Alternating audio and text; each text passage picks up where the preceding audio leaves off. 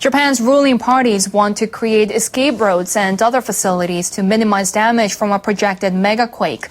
Officials are compiling draft legislation. Seismologists say a megaquake and tsunami could hit the region along the Nankai Trough.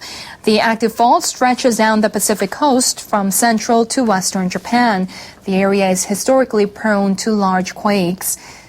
The governing Liberal Democratic Party and new Komeito officials are discussing bills to strengthen social infrastructure in the region. The draft bill calls for the central government to establish a basic disaster plan. Municipalities will be asked to create disaster response and evacuation strategies. Under the plan, the central government will cover 2/3 of the cost of infrastructure for things such as roads and stairs for residents to escape tsunami. The government also plans to subsidize the relocation of buildings to higher ground. These include houses and educational and medical facilities. Lawmakers say they hope to submit the bills to the current Diet session. A government research panel is predicting an earthquake off Japan's Pacific coast. They say it's highly likely that a magnitude 8 to 9 tremor will strike in the next 30 years.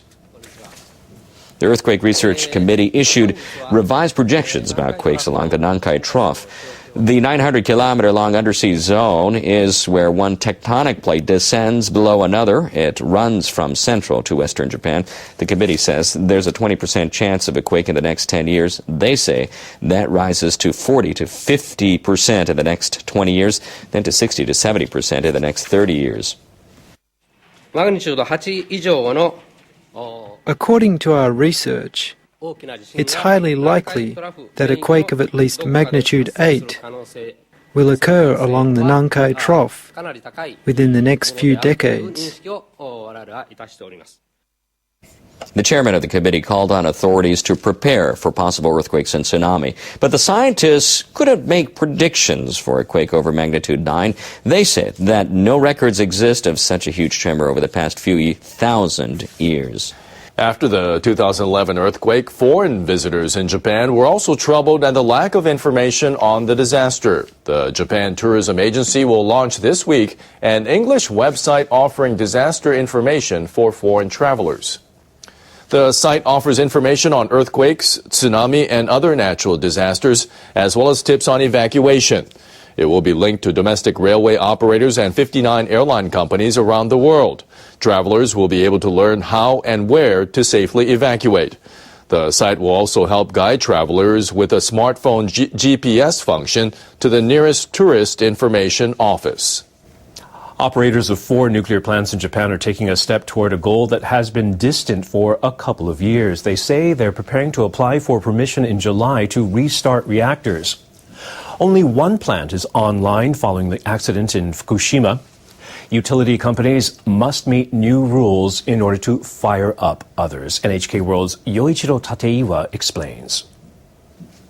The 4 plants in question are dotted across Japan, from the south to the northern island of Hokkaido. Operators must prove reactors at the facilities adhere to new safety measures that come into effect in July. Nuclear regulators developed the guidelines in response to the 2011 accident at Fukushima Daiichi. Japan has 17 commercial nuclear plants. At one point, all of them were offline because of the Fukushima crisis. Government leaders allowed the operator of the Oi plant to restart 2 reactors last summer. They were concerned about the power shortages. Nearly a year later, the safety requirements facing the plant operators are even tougher. We hope to restart reactors as soon as their safety is confirmed. The new guidelines will force operators to prepare for severe accidents, including power outages and meltdowns. They must build a separate control room off-site to serve as a backup facility. And they must install filters on vents used to release pressurized air in the reactors. That will limit the escape of radioactive substances during emergencies. Operators will also be required to introduce tougher measures against tsunami. They will have to study the potential height of tsunami and build seawalls to withstand the largest waves. Officials at the Nuclear Regulatory Agency say they will set up 3 20-member teams to screen applications. But some experts are concerned the system will not be effective. The